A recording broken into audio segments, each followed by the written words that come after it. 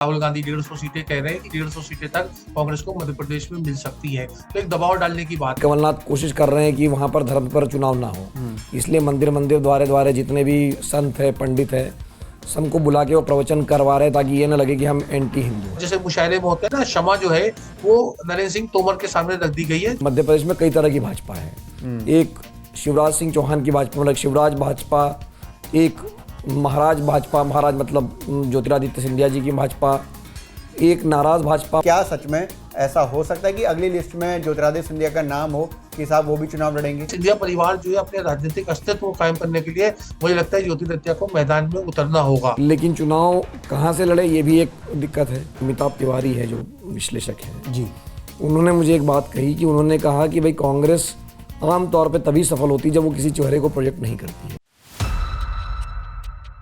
नमस्ते, मैं अविचल दुबे। न्यूज़ तक के इस खास शो में साप्ताहिक सभा में आप सभी का स्वागत है, सभी का इस्तकबाल करता हूं। मध्य प्रदेश की जो आज खास चर्चा करने वाले हैं, क्योंकि मध्य प्रदेश में जिस तरह से लग रहा था कि डंडील है, वही जो है सबसे ज़्यादा इंटरेस्टिंग, और एक कहते हैं ना कि शब्द कांटे की टक्कर, वैसा ही हो गया है। और 2018 में भी कांटे की टक्कर हुई, उसके बाद जिस तरह से चीज़ें घटित हुई, उसके बाद अब सबसे बड़ी खबर यह है कि बीजेपी ने अपने 7 सांसद और 3 केंद्रीय मंत्रियों को उतार दिया है। आज हमारे साथ साप्ताहिक सभा में इस पर चर्चा करने के लिए भोपाल से राशिद किदवई जी जुड़े हैं, उनसे खास तौर पर इस विषय पर जानेंगे। और तक चैनल्स के मैनेजिंग एडिटर मिलिंद खांडेकर जी हमेशा की तरह हमारे साथ मौजूद हैं। सबसे पहले राशिद सर आपसे ही कि क्या ये कोई एंटी इनकम्बेंसी फैक्टर जो है, यानी कि सत्ता विरोधी लहर है, उसका तो रहता ही रहता है, लेकिन यह प्रेशर बिल्ड कर दिया है। कर्नाटक चुनाव जीतने के बाद जिस तरीके से राहुल गांधी ने मीटिंग करी और बोला ये कि साहब 150 सीटें हमारा टारगेट है, हम जीत रहे हैं और 5 गारंटी हमने रख दी हैं। देखिए, अब तक मुझे ऐसा लगता है प्रथम दृष्टि में दोनों राजनीतिक दल जो हैं वो माहौल बनाना चाह रहे हैं, एक तरीके का मनोवैज्ञानिक दबाव डाल रहे हैं मतदाता पे कि वो सबसे बेहतर है और जीतने की स्थिति में। जिस तरह से राहुल गांधी ने बड़ा दावा किया कि 150 सीटें मध्य प्रदेश में आ जाएंगी, इसका दरअसल उनका कोई उस तरीके का आधार नहीं है। कि एक जो उनकी जो पोल सर्वे एजेंसीज हैं 3-4, और जिसमें विशेष रूप से जो कर्नाटक में उनको मंत्री का दर्जा मिला हुआ है, सुनील कानुगोलू जो है, उनका एक राजनीतिक असेसमेंट है।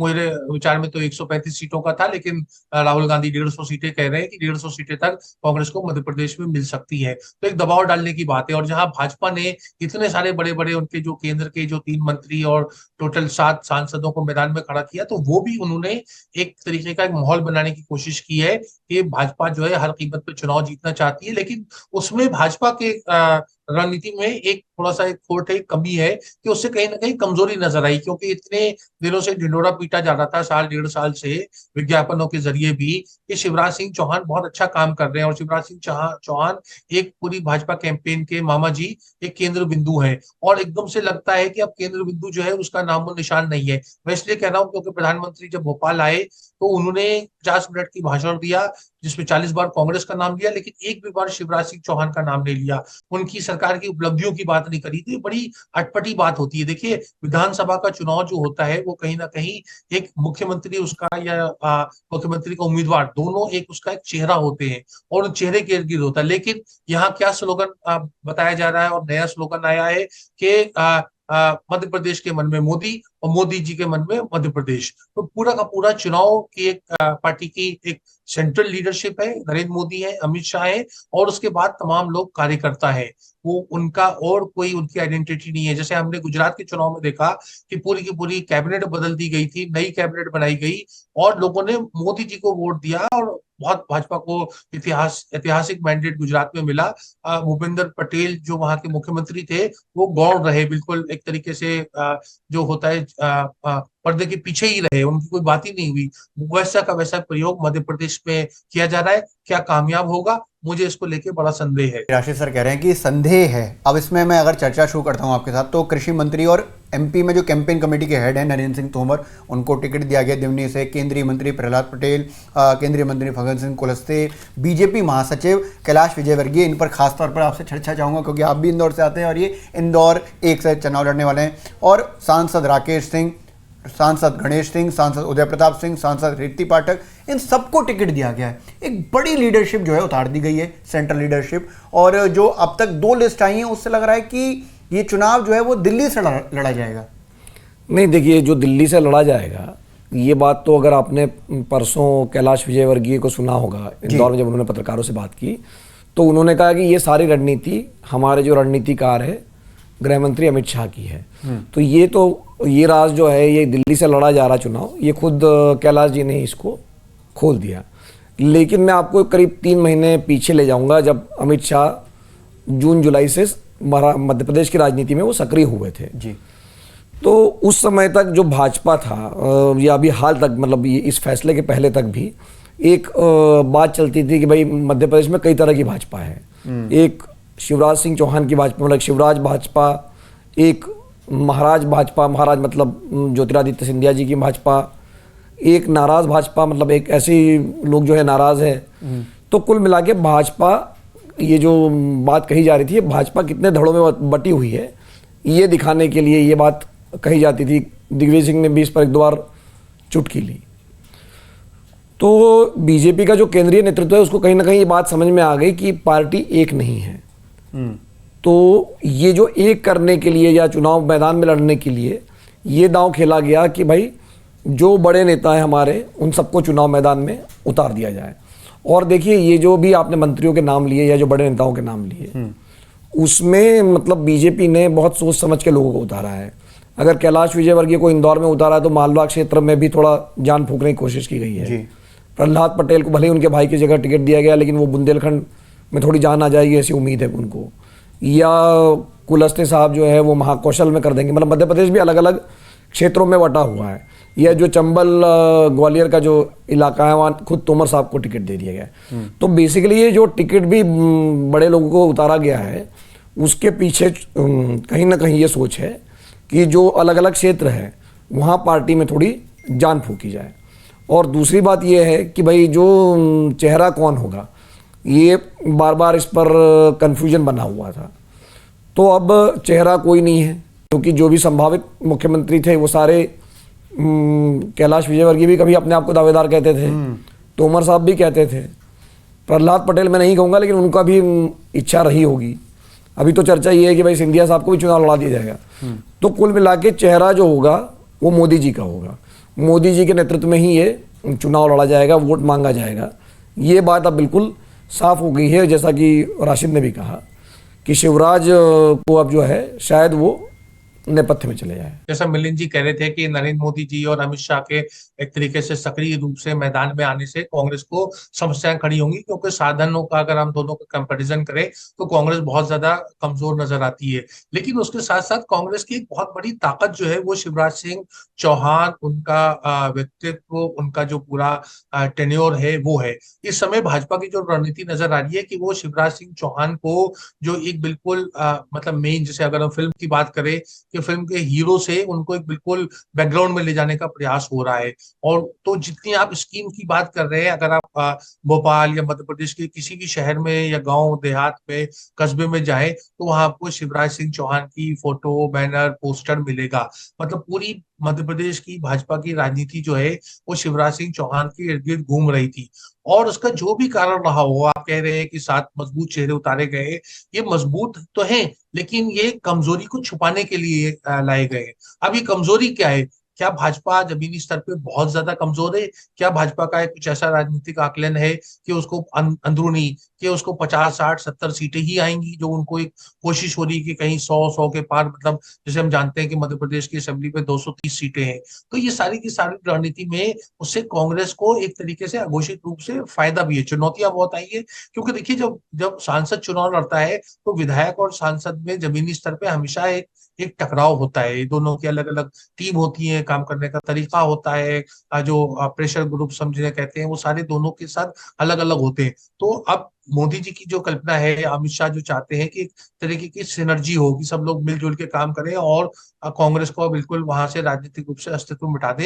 ये कहना आसान है, करना मुश्किल है। तो इसलिए बहुत सारी चीजें जो है पिछले 2-4 दिन में। और दूसरी बात देखिए, मैं आपको सिर्फ एक, और उसमें मिलिंद जी का भी मैं ध्यान आकर्षित करना चाहूंगा कि जैसे हम ग्वालियर चंबल की बात करते हैं, ज्योतिरादित्य सिंधिया एक अघोषित नेता थे जब वो कांग्रेस में थे, और ज्योतिरादित्य को एक उनका क्लेम था मुख्यमंत्री पद का कि 36 सीटों में से उन्होंने 26-27 सीटें जो थी वो कांग्रेस को ग्वालियर चंबल से दिलाई थी, इसलिए मुख्यमंत्री पद के दावेदार हो। भाजपा में भी उसी बुनियाद पे गए कि वो 18-20 विधायकों को अपने साथ ले गए और ग्वालियर चंबल में उनकी पकड़ है।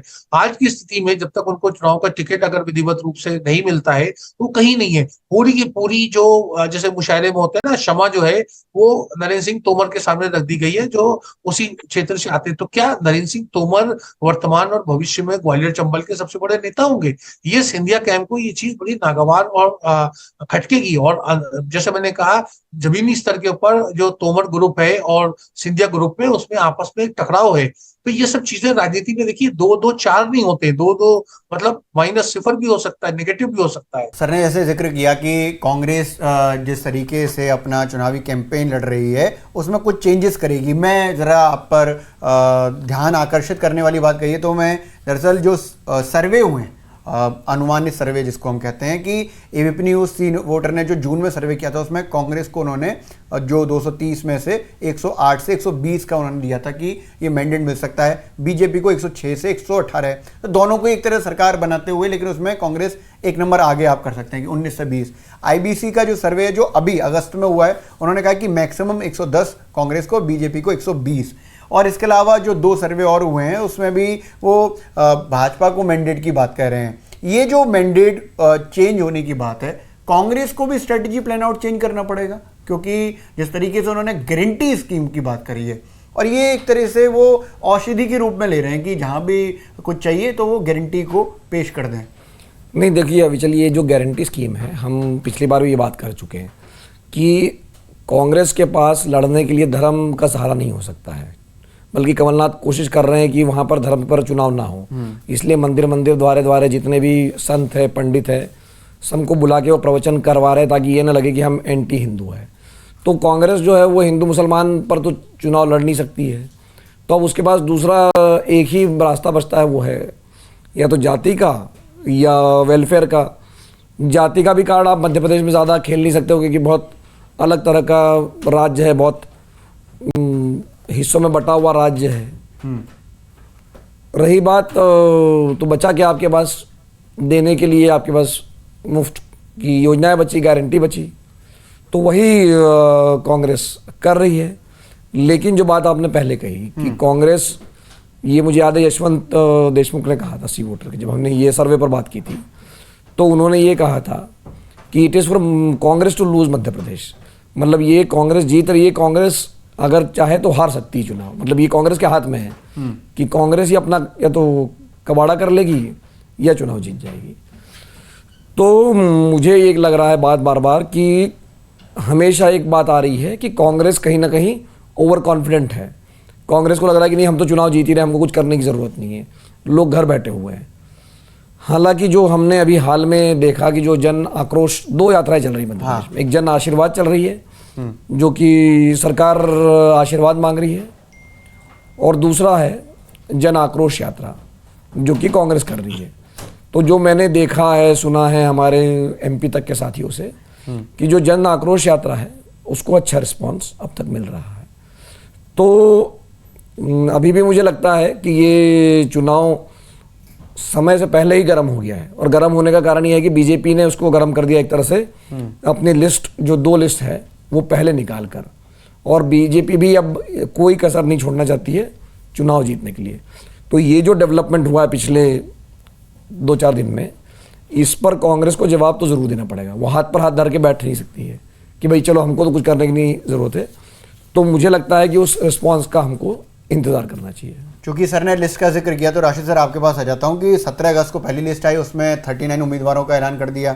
25 सितंबर को दूसरी लिस्ट, उसमें भी 39 का, और 26 सितंबर को एक उम्मीदवार का ऐलान किया। तो इस हिसाब से जो है टोटल 79 उम्मीदवारों का ऐलान अभी तक बीजेपी कर चुकी है। बीजेपी वो पार्टी है जो नामांकन का जो आखिरी दिन होता है अगला, तो रात में 10 बजे लिस्ट देती है। वो पहले जो है अर्ली जो है इलेक्शन में एंट्री मार रही है। ये कांग्रेस की वजह है, क्योंकि कांग्रेस ने ये प्रयास शुरू कर दिए, जिस तरह से वो काडर का मोबिलाइजेशन शुरू कर रहे हैं, तो वो अर्ली इलेक्शन में एंट्री मारते हैं। देखिए, यहाँ पर भाजपा की रणनीति जो है वो कांग्रेस से आगे और बेहतर नजर आ रही है, क्योंकि उन्होंने कमजोर सीटों की जो पहली सूची करी 39 लोगों की जो हारी हुई सीटें हैं, और काफी समय से भाजपा 2 बार या उससे ज्यादा भी हारी है, वो सीटें भी शामिल थी, उस पे उम्मीदवार घोषित कर दिए, तो उनको समय मिल गया। आप जानते हैं कि आजकल चुनाव में बहुत कम समय होता है, जब चुनाव अनाउंस होता है और उसके बाद जब चुनाव की प्रक्रिया होती है तो उसमें बहुत कम समय होता है, मतलब पर्चा भरने के बाद में तकरीबन 15 दिन का ही समय होता है। तो इस तरह से उनको 1.5-2 महीने का बोनस का समय मिल गया। और यहाँ कांग्रेस ने अपनी खुद बहुत बार घोषणाएं की थी और बार बार कहा भी था कि, और खड़गे जी जब अध्यक्ष बने तब भी उन्होंने कहा, और कमलनाथ जी बार बार कहते थे कि 3 महीने पहले जो है हम अपने उम्मीदवारों का चयन कर देंगे। लेकिन जो पिछले 10 दिन पहले जो कांग्रेस की जो स्क्रीनिंग कमेटी की मीटिंग हुई थी, उसमें एक तरीके से अघोषित रूप से 110-108 नाम जो थे तैयार हो गए थे, और वो रिलीज करते टाइम कमलनाथ ने खुद रुकवा दिया और कहा कि रुकिए। कमलनाथ को कुछ शायद आभास हो गया था, और अब वो जो भाजपा की रणनीति है उसके हिसाब से उसकी काट, तो कांग्रेस उस काट उस तरीके की नहीं करेगी कि भाजपा ने बड़े बड़े लीडर लड़वा दिए तो कांग्रेस भी बड़े बड़े लीडर लड़वा दे। लेकिन अब कांग्रेस का एक ये होगा कि जो जाति समीकरण है, देखिए आप मध्य प्रदेश की राजनीति को समझिए, यहाँ पर पिछड़ों की राजनीति बहुत महत्वपूर्ण है, और शिवराज सिंह का ट्रम्प कार्ड भी उनका पिछड़ा होना है। जो किराड़ समाज है उसके बहुत ज्यादा मतदाता है, बड़ा प्रभाव है। अगर भाजपा उनको एक, जिसे हम कहते हैं ना अंग्रेजी में कि drop like a hot potato, अगर उनको मुख्यमंत्री पद का उम्मीदवार नहीं घोषित कर रही, देखिए असम में भी मुख्यमंत्री का परिवर्तन हुआ लेकिन सलीके से हुआ।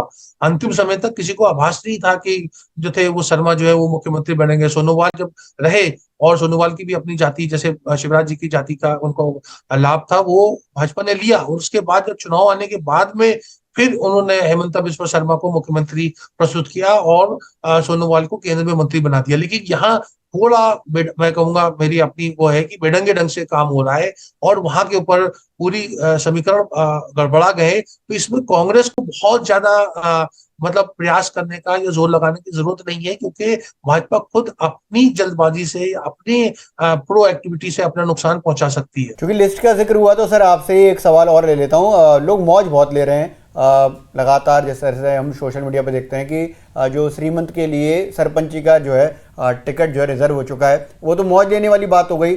लेकिन क्या सच में ऐसा हो सकता है कि अगली लिस्ट में ज्योतिरादित्य सिंधिया का नाम हो कि साहब वो भी चुनाव लड़ेंगे? मुझे लगता है कि मेरा अपना, और मैं मिलिंद जी को इस बारे में सुनना चाहूंगा, लेकिन मेरा अपना आकलन ये है कि ज्योतिरादित्य सिंधिया जी को अब राजनीतिक कारणों से चुनाव लड़ना चाहिए, क्योंकि जब बड़े बड़े दिग्गज लड़ रहे हैं और अगर उन्हें ग्वालियर चंबल की अपने अपने प्रभाव का एक बनाए रखनी है, हवा बना के रखनी है, जमीन पे अपने आप को रखना है, तो उनको चुनाव लड़ना होगा, ताकि वो भी मुख्यमंत्री पद के दावेदार में या जीत का श्रेय उनको भी मिले। नहीं तो ग्वालियर चंबल का, जिससे मैंने उल्लेख करा, वो सारा का सारा वो जो है नरेंद्र सिंह तोमर जी के खाते में चला जाएगा।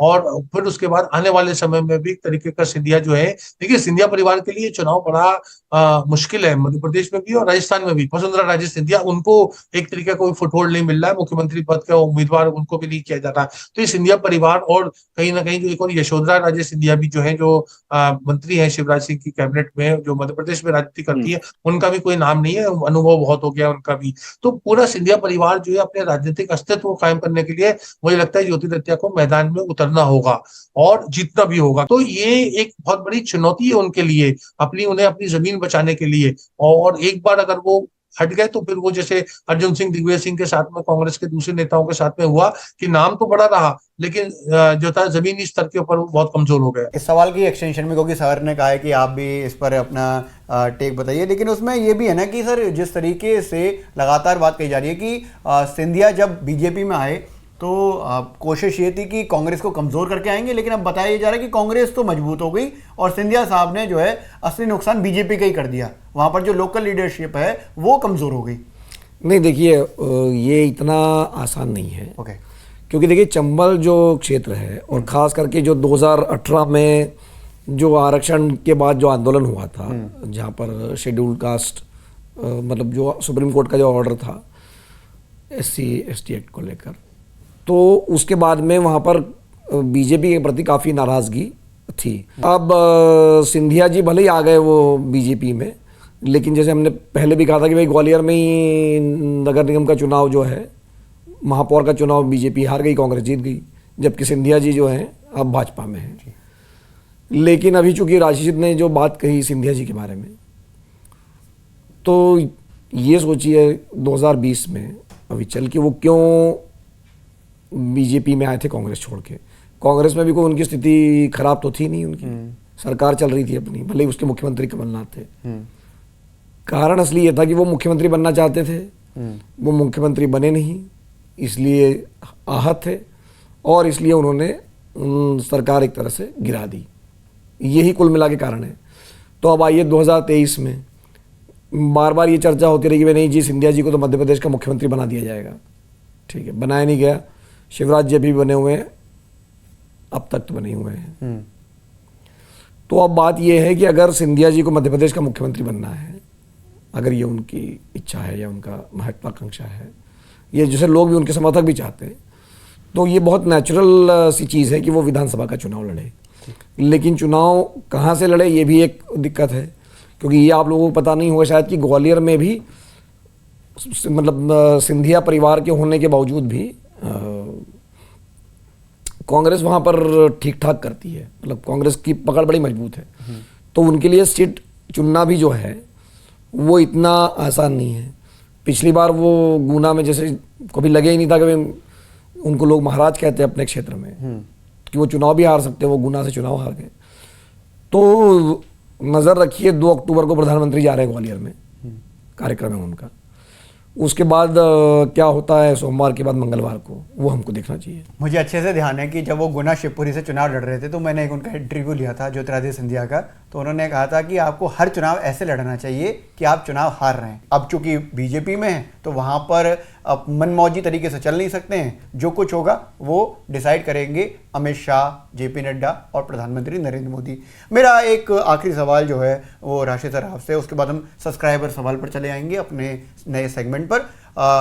आपको अब क्या लगता है कि जिस तरीके से जो भी समीकरण बने हुए हैं, 2 महीने बाद जो है मध्य प्रदेश में इलेक्शन है, 51% किसकी तरफ जा रहा है? आपका सेल्फ एनालिसिस क्या है? ये मुझे लगता है कि मध्य प्रदेश में पिछली बार भी मतदाताओं ने एक बदलाव का वोट दिया। वो बदलाव आधा अधूरा रहा क्योंकि 15 महीने बाद सरकार गिर गई और ये भाजपा का बहुत बड़ा एक एंटी इनकम्बेंसी फैक्टर हो गया है। योजनाओं की हम बात करें, लेकिन ये योजनाएं जो चुनावी साल में होती है उनकी कोई अहमियत नहीं होती, मतदाता उसका महत्व नहीं देता। तो एक फटीग हो गया और वो फटीग केवल वो एमएलए नहीं, पूरी व्यवस्था का है, क्योंकि जो आपके इलाके का जो इन्फ्लुएंशियल लीडर है, फाइनेंसेस है, इलेक्शन मैनेजमेंट का काम दिखता है, वो सब एक ही धरने पे 2003 से अब हम 2023 में आ गए, वो सिलसिला चला आ रहा है। तो वो ढर्रा बदलने का जो मुझे जो जमीनी स्तर के ऊपर आकलन है, वो एक बदलाव का समय है। और वो बदलाव का समय है तो वो बदलाव ये नहीं दिखेगा कि जालिम सिंह पटेल मैदान में है कि प्रहलाद पटेल मैदान में है। देखिए,